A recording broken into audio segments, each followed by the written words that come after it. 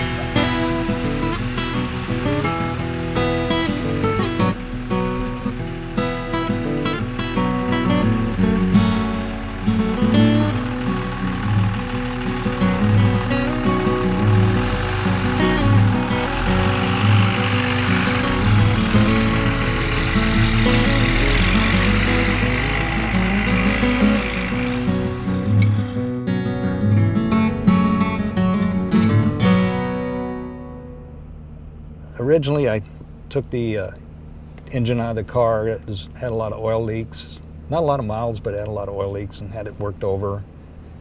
And then we ended up working on other things, and a lot of unforeseen issues with parts, labor shortages, COVID type things that we're still waiting on parts. And we're not even sure when they're all gonna be here, maybe hopefully in a month or so.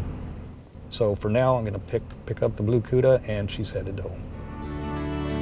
Don't you know, you've always been ready to go.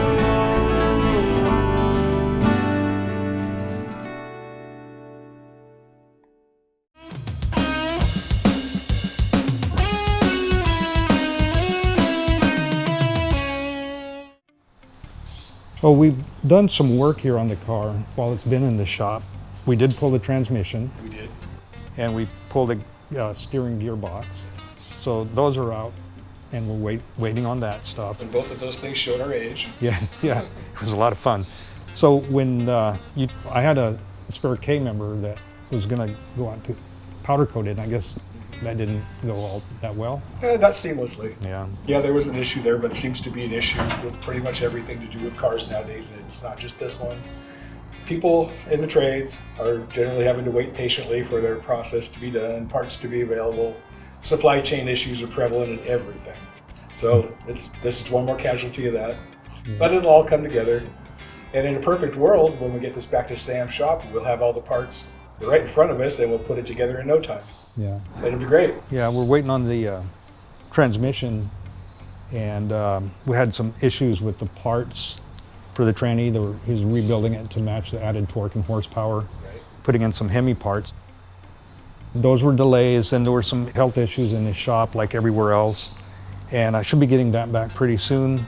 The gearbox is at that place. It's got a 3-month lead time. I will be taking her home today, the blue Cuda. It will be missed. Yeah. But it's going back home, so it's all good. Yeah, I'll take care of it. I know you will. Okay, well, good. Fortunately, it's been under good guidance. It's had good Yeah. care while it's been here, and it's been very happy in its surroundings. It's had great conversations with the other cars as long as it's been here. And it's sitting next to another Mopar. Look at that. Yeah, that's great. Yeah, it's in good company. Yeah, it loves that. It's gonna miss that car. So, I'm sure they've had good conversations. yeah, no doubt. Imagine with the Road Runner still here. Oh yeah, he had a Road Runner here too. A beautiful Road Runner that I sold recently. And the 3 Chrysler products in here were 3 stellar examples of 70s Mopar muscle cars, except a 68. But people would walk in the door, and the people really in the know were just stunned. It was kind of jaw-dropping to walk in here and see the things that were actually in here.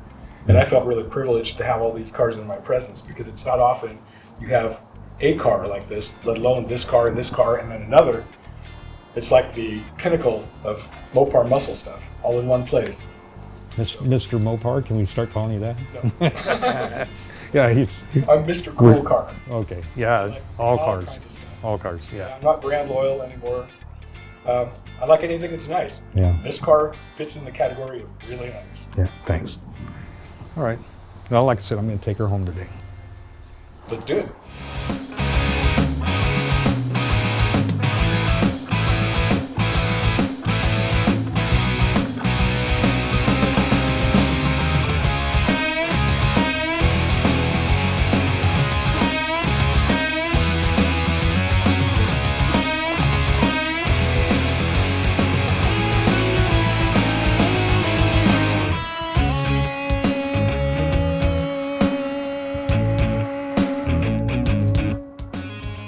How's it look? It's a little closer on this side, but not bad. Nope. Ready?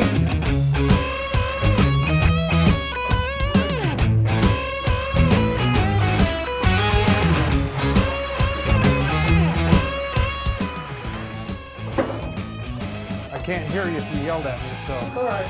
Go ahead, John. Okay.